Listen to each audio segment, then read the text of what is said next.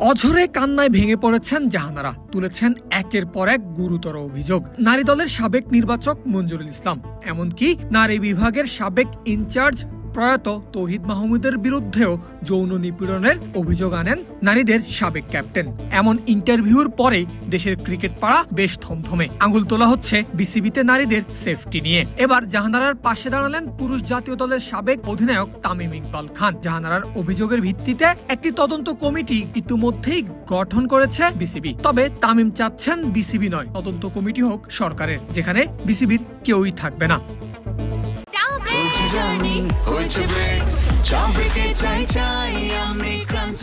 যে কোনো চা ব্রেকে বিস ক্লাব ড্রাই কেক, চায়ের সাথে আয়েশ।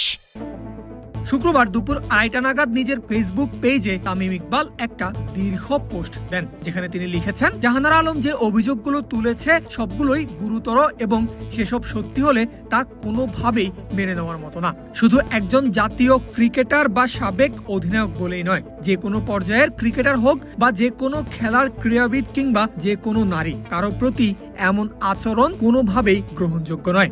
নিজের লেখায় বিসিবির তদন্তেও অনাস্থা জ্ঞাপন করেছেন তামিম ইকবাল। এর জন্য বরং সাবেক অধিনায়ক চান সরকারের হস্তক্ষেপ। তামিম লিখেছেন, বিসিবি একটি তদন্ত কমিটি গঠন করেছে বটে, তবে আমি মনে করি এসব অভিযোগ খতিয়ে দেখতে জাতীয় ক্রীড়া পরিষদ কিংবা সরকারি পর্যায়ের একটি স্বাধীন তদন্ত কমিটি গঠন করা উচিত, যেখানে বিসিবি সংশ্লিষ্ট কেউ থাকবে না, যাতে বিন্দুমাত্র পক্ষপাতের সুযোগ না থাকে। যত দ্রুত সম্ভব এই কমিটি গঠন করা উচিত এবং সর্বোচ্চ গুরুত্ব দিয়ে ব্যাপারটিকে দেখা উচিত। দ্রুততার সঙ্গে তদন্ত শেষ করে দোষী যেই হোক, যার যতটুকু দায় থাকুক, উপযুক্ত ও দৃষ্টান্তমূলক ব্যবস্থা নিশ্চিত করতে হবে।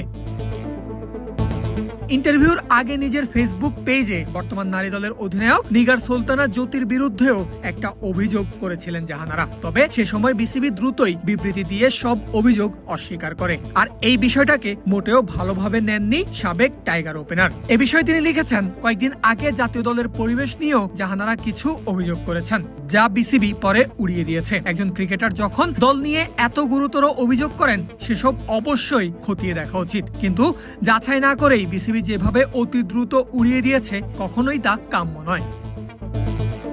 নিজের স্ট্যাটাসের শেষ ভাগে নারী ক্রিকেটারদের নিপীড়কদের বিরুদ্ধে আওয়াজ তোলার আহ্বান জানিয়েছেন তামিম ইকবাল। সঙ্গে জানিয়েছেন, জাহানারা মুখ খোলার পর থেকে বিভিন্ন মাধ্যমে আরো বেশ কিছু অভিযোগ জানতে পেরেছেন তিনি। তামিম লিখেছেন, জাহানারার অভিযোগের পর আরো বেশ কিছু ঘটনা জানতে পারছি নানা মাধ্যমে। আমি প্রতিটি নারী ক্রিকেটারকে অনুরোধ করব, যারা নানান সময়ে এসব ঘটনার শিকার হয়েছেন, সেটা সরাসরি হোক কিংবা আকার ইঙ্গিতে, যে কোনো ভাবে হেনস্থার শিকার হয়েছে, সবাই মুখ খুলবেন এবং সাহস দেখিয়ে এগিয়ে আসবেন। দেশের ক্রিকেট তথা ক্রীড়াঙ্গনের স্বার্থে, বর্তমান আর ভবিষ্যৎ প্রজন্মের স্বার্থে এটা প্রয়োজন।